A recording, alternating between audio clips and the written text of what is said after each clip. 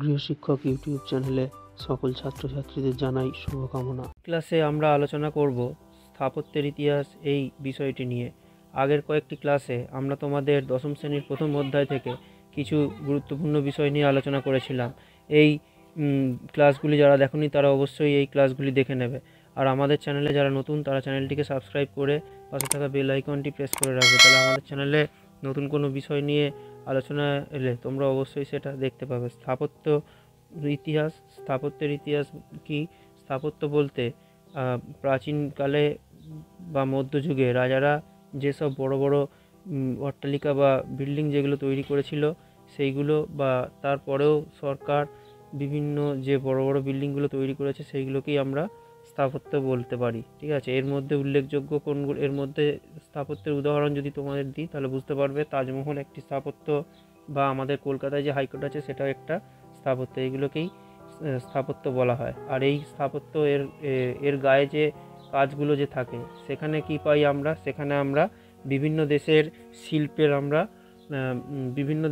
শিল্পকে সেখানে আমরা দেখতে পাই এগুলো। আর এখান থেকে তোমাদের কি পড়তে হবে?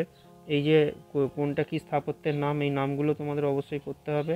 আর এই স্থাপত্যের ইতিহাসের উপরে কে কি বই লিখেছেন ঐতিহাসিকরা, সেই নামগুলো তোমাদেরকে একটু জানতে হবে। এরপরে যেটা আমরা আলোচনা করব সেটা হচ্ছে দৃশ্যশিল্প। দৃশ্যশিল্প বলতে এখানে দুটো জিনিস থাকে, একটা হচ্ছে ছবি আঁকা আর একটা হচ্ছে ফটোগ্রাফি। ঠিক আছে, তাহলে ছবি আঁকা মানে যখন ক্যামেরা আবিষ্কার হয়নি সেই সময় রাজারাও, আমরা ইতিহাসে দেখেছি অনেক সময়তেই রাজাদের বিভিন্ন ছবি আমরা দেখেছি, রাজারা তাদের বিভিন্ন ছবি আঁকতো। বা আমরা তারও আগে যদি আমরা দেখি তাহলে আদিম মানুষও গুহার গায়ে বিভিন্ন ছবি এঁকে রাখতো। তাহলে এইগুলোই হচ্ছে যে এইগুলো থেকেই আমরা সেই সময়কার ইতিহাস অনেক কিছুই জেনেছি, বা পরের দিকেও কিন্তু আমরা এগুলোর থেকেও আমাদের ইতিহাস জানতে আমরা অনেকটাই আমাদের সুবিধে হয়েছে। এটাই হচ্ছে যে দৃশ্যশিল্প মধ্যে ছবি আঁকা একটা গেল, একটা হচ্ছে ফটোগ্রাফি। তাহলে যখন ক্যামেরা আবিষ্কার হয়ে গেছে তখন কিন্তু মানুষ এই ছবি আঁকার জায়গায় তখন মানুষ কী করতো? তখন মানুষ তাদের ছবি তুলে রাখতো। বিভিন্ন মানুষ যে কাজকর্ম করতো ভালো কাজগুলো, সেগুলো তারা মানুষ সেগুলোকে ছবি তুলে রাখতো। ঠিক আছে, তাহলে সেরকম আমরা একটা বলতেই পারি যে এটা অনেক জায়গাতেই তোমরা পাবে যে মহাবিদ্রোহের সময় একটা ছবি, এই সময়কার ছবি একটা তোলা হয়েছিল। ঠিক আছে, আর এছাড়া আমরা ভারতের স্বাধীনতা আন্দোলনের বিভিন্ন ঘটনায় বা জাতীয় কংগ্রেসের সেই সময়কার বিভিন্ন ছবিও কিন্তু আমরা দেখতে পাই। ঠিক আছে, এরপরে যেটা আছে সেটা হচ্ছে যে যানবাহনের ইতিহাস। তাহলে আগে আদিম মানুষ এক জায়গা থেকে অন্য জায়গায় কিভাবে যেত? পায়ে হেঁটে, বা তারপরে গরুর গাড়ি, তারপর তারা চাকা আবিষ্কার করেছিল। এখন কিন্তু সেই মানুষ আস্তে আস্তে উন্নতির দিকে এগিয়ে গেছে। তারা এখন কিন্তু এই বিভিন্ন উন্নত ধরনের যানবাহন তৈরি করেছে। সেটা ট্রেন হতে পারে, এরোপ্লেন হতে পারে, সবই সেই যানবাহন। এবার সেই যানবাহনের যত মানুষ উন্নত জিনিস আবিষ্কার করেছে তত মানুষ খুব কম সময় অনেক বেশি দূরে যেতে পারে। ঠিক আছে, তাহলে এখান থেকেও এই যানবাহনের ইতিহাস থেকেও তোমরা এই যানবাহনের ইতিহাস নিয়ে কারা গবেষণা করেছেন সেসব ঐতিহাসিকদের নামগুলো কিন্তু তোমাদেরকে পড়তে হবে। আর এরপরে হচ্ছে স্থানীয় ইতিহাস। স্থানীয় ইতিহাস এটা কি?